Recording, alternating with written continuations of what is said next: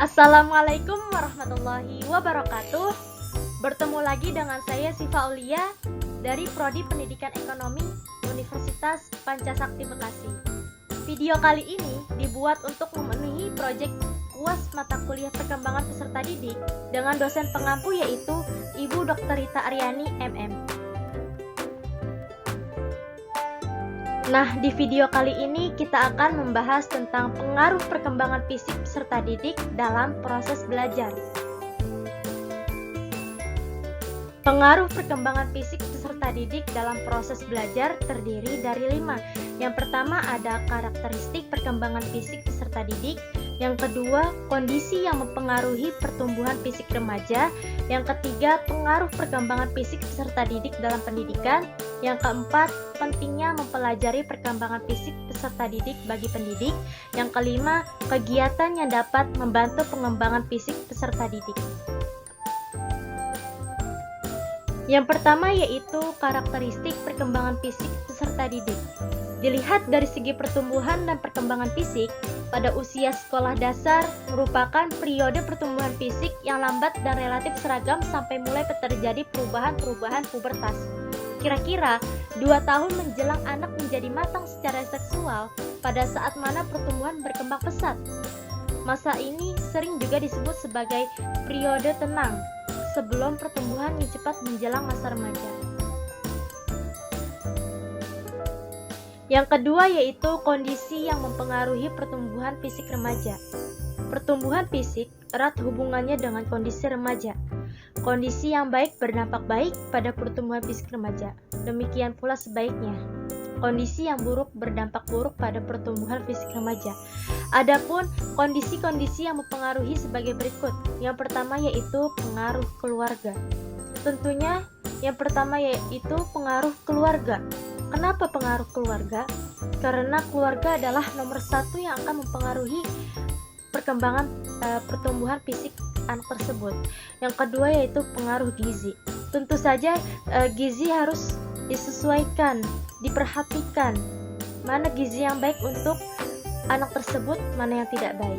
Yang ketiga yaitu gangguan emosional. Yang keempat, jenis kelamin. Yang kelima, status sosial ekonomi. Yang keenam, kesehatan. Yang ketujuh, simulasi lingkungan.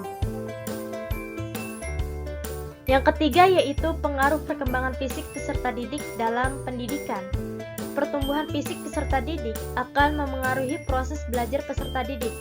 Peserta didik melakukan berbagai aktivitas fisik sebagai pengalaman belajar. Kondisi panca indera, normalitas anggota tubuh, asupan gizi, dan keadaan kesehatan secara menyeluruh mempengaruhi proses belajar. Penglihatan dan pendengaran sangat diperlukan dalam belajar. Gangguan pada fungsi panca indera menyebabkan perhatian individu tidak optimal dalam belajar. Perubahan bentuk dan berat badan, suara yang membesar, gerakan fisik yang semakin lamban, mudah mengantuk, perasaan tidak nyaman ketika mengalami haid. Semua ini memberi pengaruh terhadap suasana belajar peserta didik. Demikian halnya dengan perkembangan fisik yang terlahir cepat atau terlambat dari ukuran peserta didik seusianya. Akan dapat mempengaruhi perilaku peserta didik di antara sebayanya. Yang keempat yaitu pentingnya mempelajari perkembangan fisik peserta didik bagi pendidik. Kenapa sih penting untuk mempelajari perkembangan fisik peserta didik bagi pendidik? Nah, bagi pendidik, manfaat yang dapat diambil dari mempelajari perkembangan fisik peserta didik antara lain yang pertama yaitu pendidik dapat memahami ciri khas perkembangan fisik dari peserta didik. Yang kedua yaitu pendidik dapat mengerti tahap-tahap perkembangan dari peserta didik. Yang ketiga, pendidik dapat memahami perilaku peserta didiknya akibat dari perkembangan fisik peserta didik.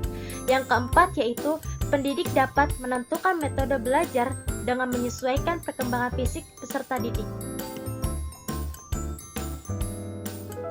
Nah, yang kelima yaitu kegiatan yang dapat membantu pengembangan fisik peserta didik. Terdiri dari yang pertama yaitu olahraga. Olahraga ini membantu pengembangan fisik peserta didik agar tubuhnya menjadi lebih sehat, lebih bugar lagi. Yang kedua yaitu pramuka. Pramuka ini juga dapat membantu pengembangan fisik peserta didik agar lebih kreatif dan inovatif. Yang ketiga yaitu permainan atau outbound. Permainan atau outbound ini juga membantu pengembangan fisik peserta didik agar tidak cenderung mengalami kebosanan pada peserta didik atau dapat menyenangkan untuk diri para peserta didik.